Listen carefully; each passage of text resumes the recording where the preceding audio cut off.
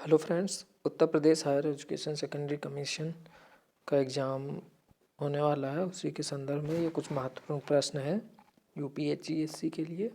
देखिए, पहला प्रश्न है, किसकी परिभाषा है कि समुदाय सामाजिक जीवन जीने का एक स्थान है जिसमें कुछ सीमा तक सुसंगति पाई जाती है। तो ये किसका है? इसका आंसर है आर.एम. मैकाइवर और C.H. पेज। मतलब समुदाय सामाजिक जीवन जीने का एक स्थान है जिसमें कुछ सीमा तक सुसंगति पाई जाती है। यह आर.एम. मैकाइवर और C.H. पेज ने कहा था। नेक्स्ट, किसका तर्क है कि सम्मान को किसी विशिष्ट सकारात्मक अथवा नकारात्मक सामाजिक आकलन के पदों में प्रस्तुत समूह की पहचान की जा सकती है? सम्मान को किसी विशिष्ट सकारात्मक अथवा नकारात्मक सामाजिक आकलन के पदों में प्रस्थित की पहचान की जा सकती है। तो ये किसका कथन है? यह है मैक्स वेबर का ने तर्क दिया था। नेक्स्ट, सामाजिक संरचना के अपने सिद्धांत में किसने भूमिका का वर्गीकरण मूलभूत भूमिका, पर्याप्तता प्रासंगिक भूमिका और परिधीय भूमिका के रूप में किया? तो सामाजिक संरचना के अपने सिद्धांत में भूमिका को किसने मूलभूत, पर्याप्तता प्रासंगिक और परिधि के रूप में किया है? तो इसको किया SF नाडल ने। नेक्स्ट, किसका कथन है कि धार्मिक अनुष्ठानों का प्रकार्य समाज के सदस्यों पर समाज की नैतिक श्रेष्ठता की पुष्टि करना है? कि धार्मिक अनुष्ठानों का कार्य है समाज के सदस्यों पर समाज की नैतिक श्रेष्ठता की अभिपुष्टि करना। तो ये कथन है इमाइल दुर्खीम का। Next, sociology of economic life नामक पुस्तक के लेखक कौन है? तो इसके लेखक हैं स्मेल्सर। नेक्स्ट, किसका विचार है कि क्रांति इतिहास का इंजन है? तो ये विचार है आपके कार्ल मार्क्स का। नेक्स्ट, मीड की कृति में G.H. मीड की कृति में संपूर्ण समुदाय की मनोवृत्ति अथवा किसी खेल में पूरी टीम की मनोवृत्ति, संपूर्ण समुदाय की मनोवृत्ति या पूरी टीम की मनोवृत्ति को किस पद से व्यक्त किया जाता है? तो उसके लिए व्यक्त करने के लिए है सामान्यीकृत अन्य, जनरलाइज्ड अदर्स पद है, इसके लिए यूज किया जाता है। नेक्स्ट, किसने अपने सिद्धांत में अवशेष यानी रेजिड्यूज तथा व्युत्पत्ति यानी डेरिवेटिव्स की अवधारणा प्रतिपादित की? तो रेजिड्यूज और डेरिवेटिव्स यानी अवशेष और व्युत्पत्ति की अवधारणा वी पैरेटो ने प्रतिपादित की है। नेक्स्ट,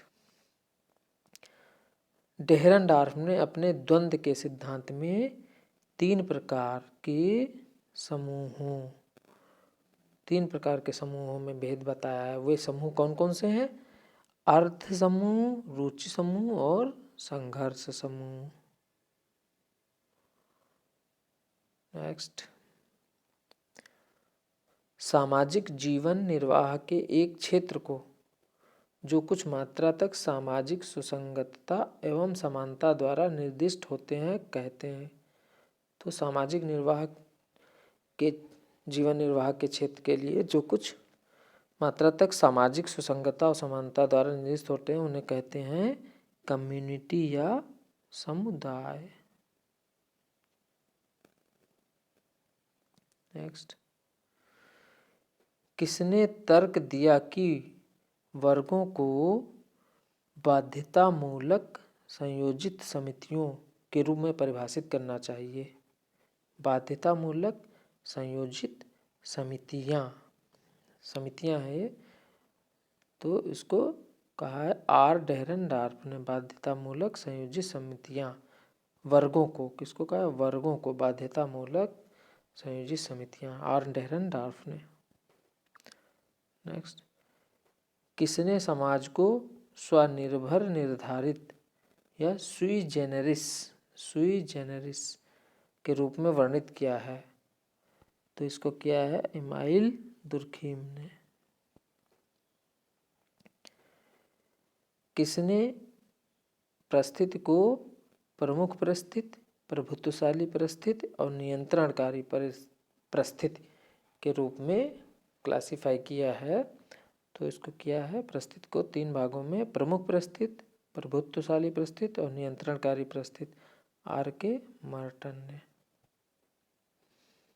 नेक्स्ट, किसने अपने सिद्धांत में अंतःक्रिया अनुष्ठान या इंटरैक्शन रिचुअल्स की अवधारणा का प्रयोग किया है? तो इसको किया है आर कॉलिंस ने। नेक्स्ट, सरल अर्थ में चिंतन क्या है?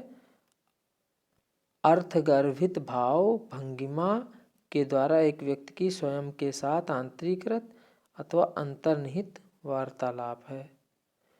चिंतन क्या है? सरल अर्थ में चिंतन अर्थगर्भित भाव भंगिमा के द्वारा एक व्यक्ति का स्वयं के साथ वार्तालाप। तो ये किसका कथन है? जीएच मीड का चिंतन की परिभाषा जीएच मीड की है ये। नेक्स्ट, किसने सूक्ष्म समेकित संघर्ष सिद्धांत पर काम किया है?